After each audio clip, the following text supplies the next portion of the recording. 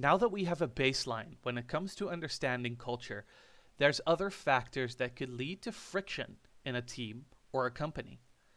There's, however, some handy tools any team can use to reduce friction even further. The first tool is the 9 diamonds model, which can be used to create a sense of unity in a team. The team brainstorms together a series of words that explain values or goals they have for the team and write them down on post-it notes.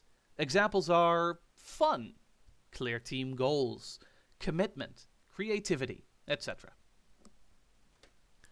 Think of as many words as you can with your team.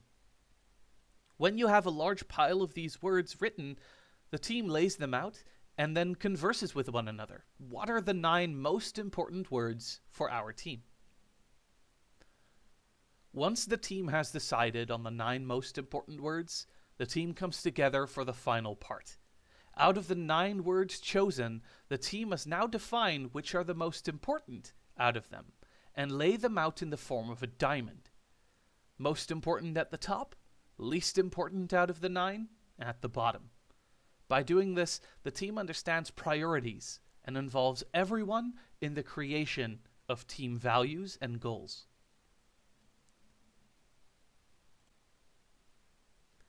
A second tool is more about understanding each member's personality.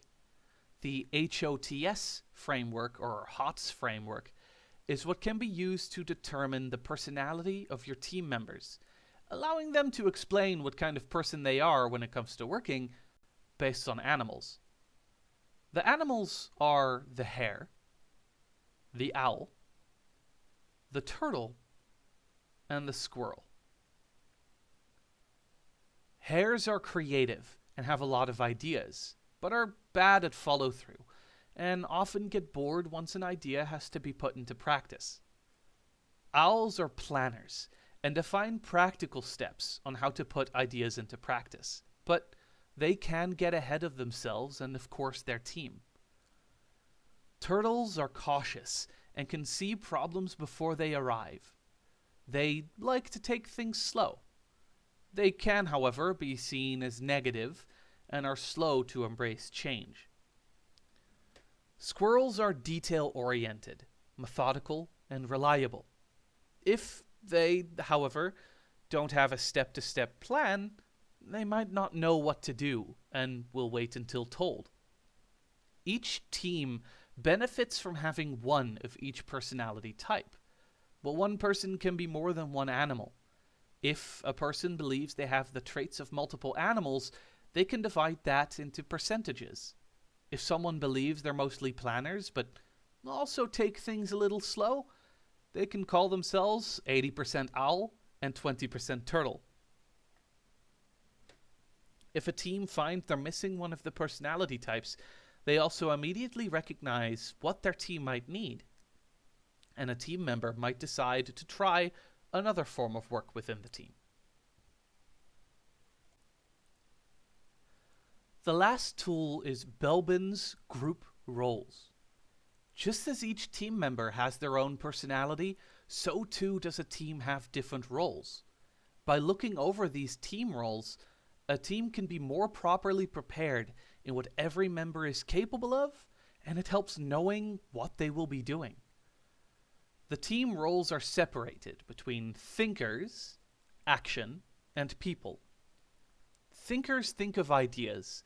Action makes sure those ideas are put into practice, and people roles are those that manage team members.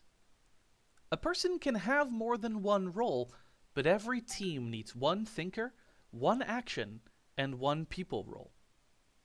The teams are as follows. Thinkers. For thinkers, there's the plant.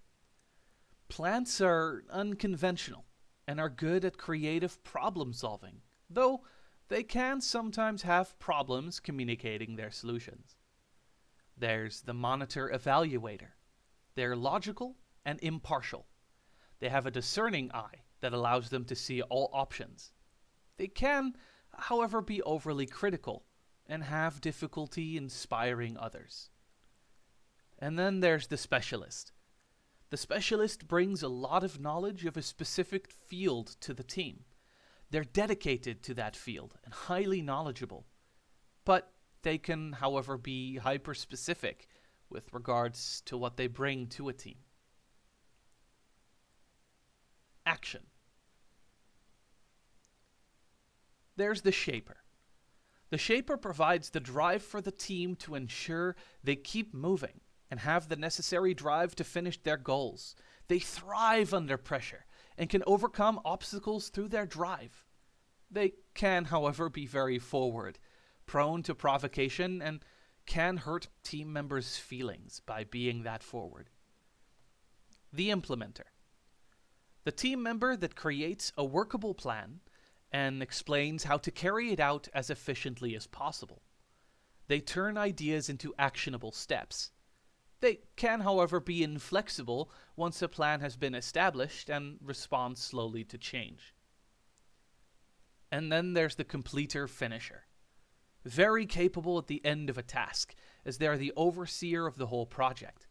They polish the work and scrutinize it for errors. They take up the role of quality control most of the time. They can, however, be perfectionistic and may have a difficult time delegating, preferring to do everything by themselves. And lastly, there's people. Within people roles, there's the coordinator, who focuses a team's objective and are, contrary to the completer finisher, very good at delegating. They, however, can be seen as manipulative and might end up delegating their own tasks onto other team members. There's the team worker. They make sure a team works together well and avoids friction. Through their perceptive nature, they can identify what each team member needs and support them. They can, however, be indecisive and tend to avoid confrontation. And lastly, the resource investigator. They gather ideas and information and help the team shape them into a plan. They have a tendency to be over-optimistic at the start of a task, but can quickly lose excitement after a task has started.